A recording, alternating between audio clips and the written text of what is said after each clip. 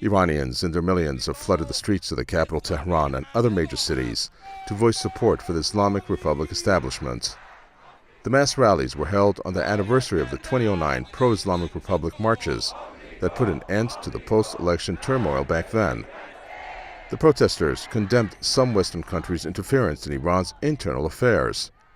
Back in 2009, the US and the UK played a key role in inciting violence to a group of people who opposed the election results. However, the plot was foiled on December 30, 2009, when millions of Iranians from all walks of life staged rallies throughout the country in a show of support for the Islamic Republic.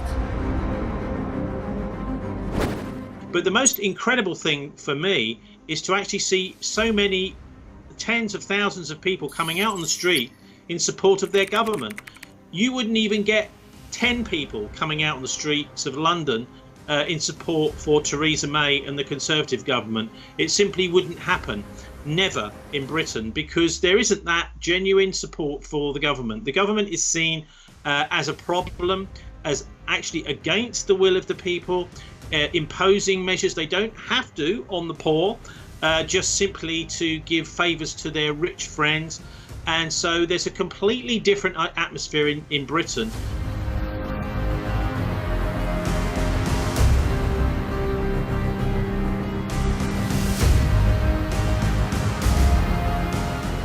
Just like any other democratic society, Iranians are allowed to vent their anger and their grievances through peaceful means. Just one day before the mass pro-Islamic Republic rallies, a group of people took to the streets in several cities to vent their frustration with the government's economic policies. They protested against jumping prices of basic food products and some austerity measures included in the government's budget proposal for the upcoming fiscal year. President Hassan Rouhani, who won a second term in office during the May election, pledged to curb inflation, which rose due to years of Western-imposed sanctions on Iran over the country's nuclear program. Following the implementation of the 2015 Iran nuclear deal, Washington has kept hindering Tehran's efforts to do business with foreign companies. And that has been a factor behind the country's continuing economic problems.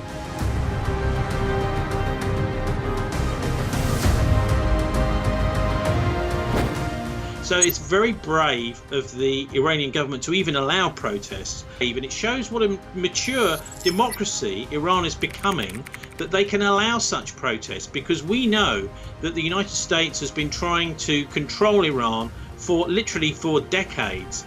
For example, with the Mossadegh government in the 1950s, the US CIA has admitted they overthrew Mossadegh and installed the Shah in charge in Iran. So we've seen massive amounts of interference, so it's a bit cheeky.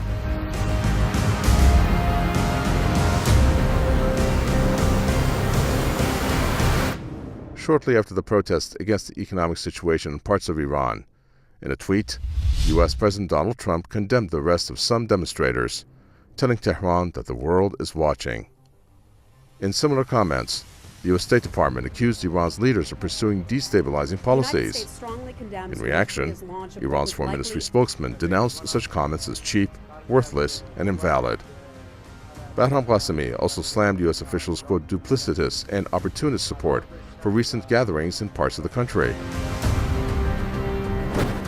We know for a fact that in countries like Libya and Syria, the West has been using protest movements, helping fund them through instruments like the National Endowment for Democracy. The United States uses this to fund protest movements all around the world, and particularly in countries where it wants to see regime change. So there is an explicit funding from the US for any group in any country which they don't get on with the government in order to try and overthrow that government.